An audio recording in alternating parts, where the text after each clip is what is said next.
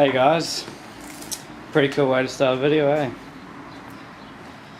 This is the motorized bike part 2 into the build. I got the clutch system sorted. So as I said on part 1,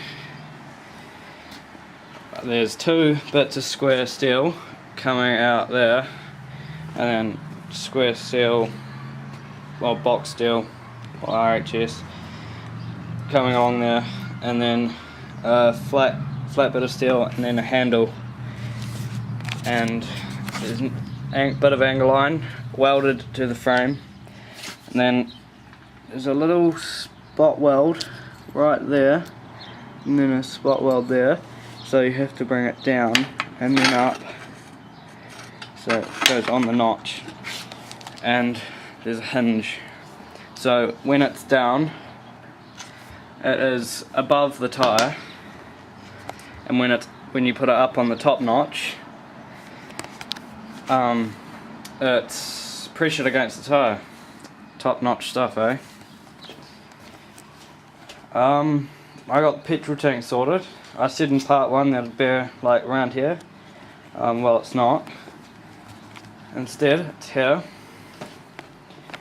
So what I did was I got a bit of flat steel, brought it up, twisted it so it's turned 90 degrees, comes up, and then 2 bolt holes. I just got one just to show you guys. And then the other side has a bit of flat steel coming up from both sides and bending 90 degrees at 2 points, and then 2 bolt holes. And then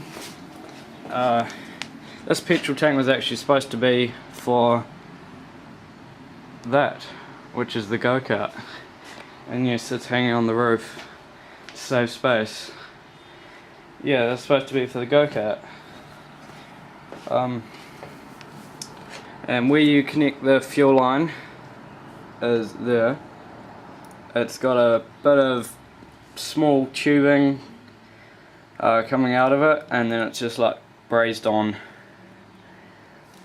and because it's off a 3 horsepower Briggs & Stratton, it's the carburetor sits on top here and has 2 little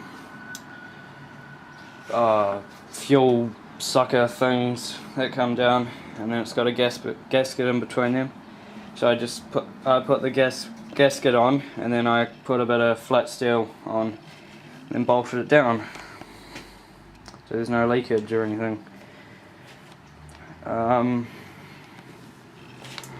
Yeah. Next, the drive. In part 1 I said I was going to have a socket with a bolt going into the shaft. Well, I did that, and what happened was I tested it and the bolt just snapped. So the bolt was snapped inside the shaft, so that really sucked, but that got taken out, thankfully. So what I'm doing now, what I did is I got a 6mm thread rod that goes into the engine, about 15mm into the engine, 15-20mm, and it comes out, and then I got this machined up. This is the new drive. Now if you have a look at that shaft there, shaft coming out of the engine, it's tapered. So it's tapered, it goes from big to little. And with this drive, inside there, you probably can't see it, but it goes from big to little, so it's tapered. And then it's just got a 6mm hole drilled through the centre, and then it's had an Erling tool give it a little grip. So this goes on here, sits nicely there, and then you just get a lock nut. I just got a normal nut just for the purpose of showing you. Just screw that on there, give it a little tight in, and then to make it drive, just stick it on the top notch. Yep, so it's on the top notch, and that is nicely pressured on there, so that when you when you're riding and you want to stop, but you don't want the engine to stop, you can just put that down to the bottom notch, and the engine will still be running.